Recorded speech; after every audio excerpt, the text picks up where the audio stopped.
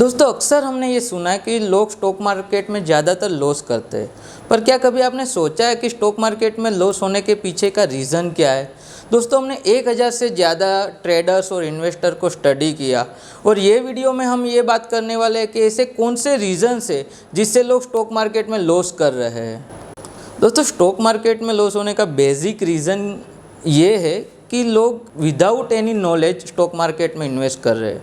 लोगों को ये तक नहीं पता है कि स्टॉक मार्केट में वो जो स्टॉक में इन्वेस्ट कर रहे हैं वो कंपनियां क्या कर रही है, उसका मैनेजमेंट कैसा है, उसकी प्रॉफिटेबिलिटी कैसी है, उसका मार्केट शेयर कैसा है, ऐसी बेसिक नॉलेज भी नहीं है। ज़्यादातर लोग क्या करते हैं कि अगर दोस्त का फ़ोन आया और दोस्त ने बताया कि ये स्टॉक ले लो तो ये स्टॉक ले लिया और फिर दोस्त भी डूबेगा और आपको भी ले डूबेगा।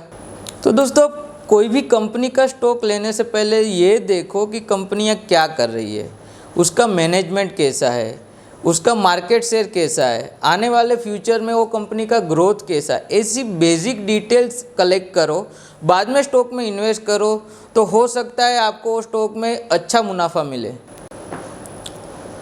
दोस्तों इंडिया के एक फेमस स्टॉक ब्रोकर का स्लोगन है buy right sit tight. Generally stock market में लॉस होने की एक वजह यह भी है कि हम एक बार स्टॉक में इन्वेस्ट करने के बाद बार बार वो स्टॉक के वैल्यूएशन को चेक करते रहते हैं। अगर आपने कोई इन्वेस्टमेंट किया है तो उसको एक सही टाइम देना भी ज़रूरी है। जब तक वो टाइम नहीं दोगे तो हो सकता है कि आपको उसमें से पूरा मुनाफा ना मिले। 90% इन्वेस्टर स्टॉक मार्केट में लॉस इसलिए कर रहे हैं कि उसको अपने इमोशंस पे कंट्रोल नहीं है। अगर कोई मार्केट में ख़राब न्यूज़ आ रही है और मार्केट सडनली फॉल करता है तो इन्वेस्टर इतना फियरफुल हो जाता है कि वो अपने अच्छे स्टॉक को भी कोई भी प्राइस में बेच के निकल जाता है। और सेम वे अगर मार्केट में कोई सडनली अप मूव आते हैं तो इन्वेस्टर इतना ग्रीडी हो रहा है कि वो कोई भी प्राइस में स्टॉक लेने के लिए रेडी है और इतना महंगा स्टॉक बाई कर रहा है कि वहाँ से उसको प्रॉफिट बनने के चांस कम हो जाते हैं। तो हमें दोस्तों अपने इमोशंस पे कंट्रोल करना ज़रूरी है। इन्वेस्टर के माइंड में डर क्रिएट होने की मेन वजह है उसकी पोजीशनिंग। जब इन्वेस्टर हाई लीवरेज पे पोजीशन बनाता है तब पोजीशनिंग बड़ी हो जाती है और जब मार्केट गिरता है तब लॉस भी बड़ा होता है क्योंकि हमारी पोजीशन बड़ी है। और जब पोजीशन बड़ी होती है तब लॉस बड़ा होगा और लॉस बड़ा होगा तो डर लगना भी जायज़ है। तो एज ए इन्वेस्टर हमें क्या करना है कि हमारा रिस्क प्रोफाइल क्या है और रिस्क प्रोफाइल के हिसाब से हमें हमारी पोजीशनिंग देखनी पड़ेगी।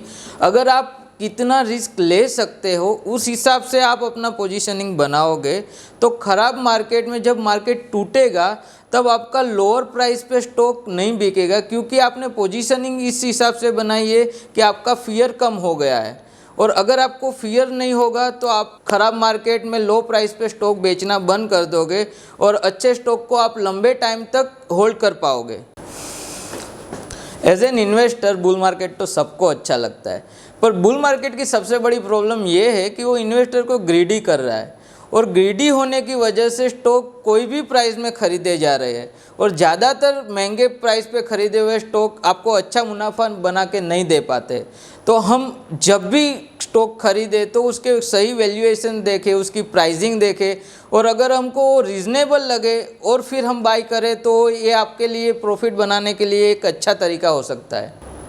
दोस्तों वॉरेन बफेट साहब को तो आप जानते होंगे।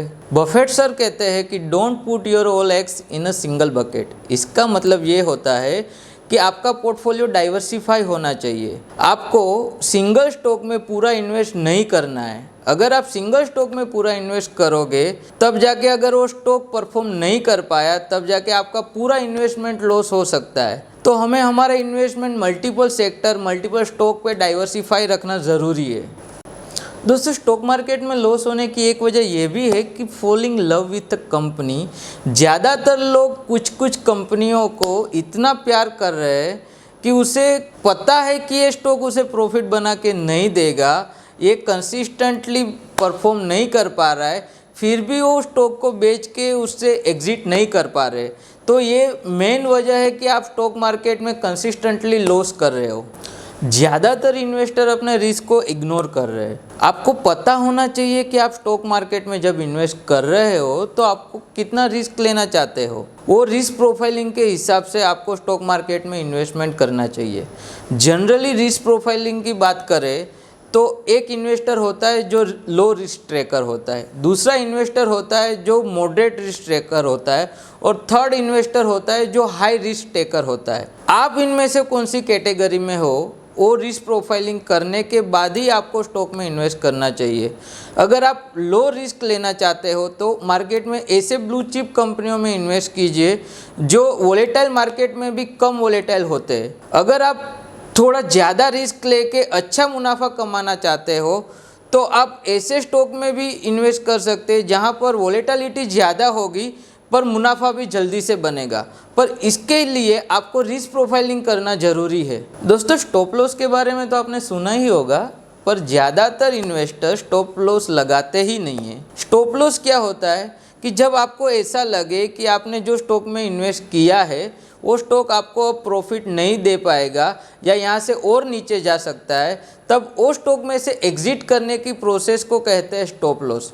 दोस्तों, इन्वेस्टमेंट करते समय स्टॉप लॉस लगाना बहुत ज़रूरी है। अगर आप स्टॉप लॉस नहीं लगाओगे तो हो सकता है कि आपका लॉस काफ़ी बड़ा हो जाए, और वो लॉस इतना बड़ा हो सकता है कि फिर आपको उसमें से एग्जिट होने का चांस ही ना मिले।